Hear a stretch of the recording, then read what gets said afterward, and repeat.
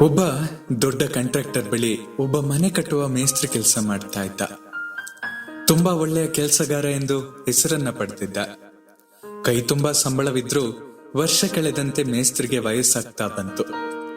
ಕುಡಿತ ಅಭ್ಯಾಸವಾಗಿತ್ತು. ಕೆಲಸದಲ್ಲಿ ಆಸಕ್ತಿ ಕುಂದಿತ್ತು.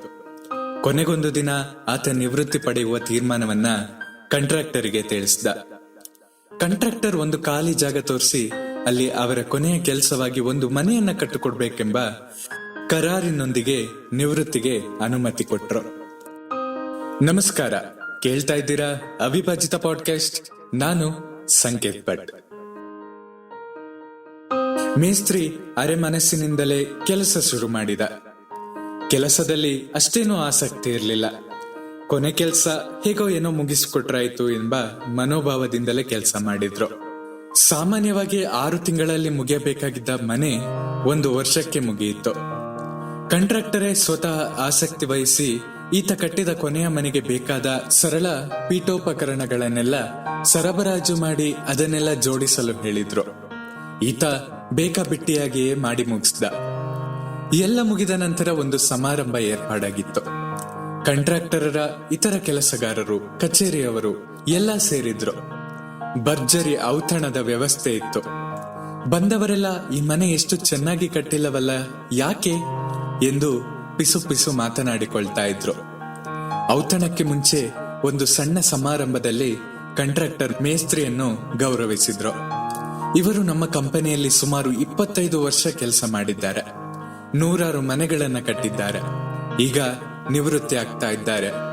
ಅವರು ತಮ್ಮ ಕೊನೆಯ ಕೆಲಸವೆಂಬಂತೆ ಕಟ್ಟಿರುವ ಈ ಮನೆ ಅವರಿಗೆ ನಿವೃತ್ತಿ ಉಡುಗೊರೆಯಾಗಿ ಕೊಡ್ತಾ ಇದ್ದೇವೆ ಎಂದು ಘೋಷಿಸಿ ಮನೆಯ ಬೀಗದ ಕಾಗದ ಪತ್ರಗಳನ್ನು ಅವರ ಕೈಗಿದ್ರು.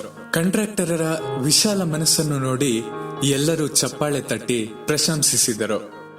ಆದ್ರೆ ಈ ಮೇಸ್ತ್ರಿ ಮಾತ್ರ ಬಿಕ್ಕಳಿಸಿ ಅಳುತ್ತಾ ಇದ್ದ. ಏಕೆಂದ್ರೆ ಇದು ನನಗಾಗಿಯೇ ಕಟ್ಟಿರುವ ಮನೆ ಎಂದು ಗೊತ್ತಿದ್ರೆ ಚೆನ್ನಾಗಿ ಕಟ್ಟಿಕೊಳ್ಳುತ್ತೆ ಇದ್ನಲ್ಲ, ಬೇಕಾಬಿಟ್ಟಿಯಾಗಿ ಕಟ್ಟಿರುವ ಈ ಮನೆಯಲ್ಲಿ ನಾನೇ ವಾಸ ಮಾಡಬೇಕಿಲ್ಲ ಎಂದು ಕೊರಗ್ತಾ ಇದ್ದ. ನಮ್ಮ ಜೀವನದಲ್ಲೂ ಅನೇಕ ಬಾರಿ ಇಂಥ ತಪ್ಪುಗಳು ನಡೆಯುತ್ತವೆ. ಯಾರದೋ ಕೆಲಸ ಎಂದು ತಿಳಿದು ಮನಸ್ಸಿಟ್ಟು ಕೆಲಸ ಮಾಡದೆ ಹೇಗೋ ಏನೋ ಮುಗಿಸ್ಬಿಡ್ತೇವೆ. ಇದು ನಮ್ಮದೇ ಮನೆ, ಇಲ್ಲಿ ನಾವೇ ವಾಸಿಸಬೇಕು ಎನ್ನುವ ಭಾವನೆ ನಮ್ಮಲ್ಲಿ ಬಂದ್ರೆ ನಾವು ಮಾಡುವ ಪ್ರತಿ ಕೆಲಸವೂ ಅದ್ಭುತವಾಗುತ್ತದೆ. ನಾವು ಆಡುವ ಪ್ರತಿಯೊಂದು ಮಾತು, ಕೆಲಸ, ನಾವು ನೇಯುವ ಪ್ರತಿಯೊಂದು ಉಡುಗೆ, ನಾವು ಬೇಯಿಸುವ ಪ್ರತಿಯೊಂದು ಅಡುಗೆ ನಾವೇ ಬಳಸಬೇಕಾದಿತ್ತು ಎಂದು ಭಾವಿಸಿದ್ರೆ ಆ ಮೇಸ್ತ್ರಿಯ ಹಾಗೆ ನಾವು ಬಿಕ್ಕಳಿಸಿ ಅಳಬೇಕಾಗಿ ಬರುವುದಿಲ್ಲ. ನಮ್ಮ ನಿನ್ನೆಯ ವಿಚಾರಧಾರೆಯೇ ನಿನ್ನೆ ಮಾಡಿದ ಕೆಲಸಗಳ ಫಲ ಇಂದು ನಮ್ಮ ಕೈಯಲ್ಲಿದೆ. ಹಾಗೆಯೇ ಇಂದು ಮಾಡುವ ವಿಚಾರಧಾರೆಗಳು, ಇಂದು ಮಾಡುವ ಕೆಲಸಗಳ ಫಲ ನಾಳೆ ನಮ್ಮ ಕೈಯಲ್ಲೋ ನಮ್ಮ ಮಕ್ಕಳ ಕೈಯಲ್ಲೋ ಇರುತ್ತದೆ.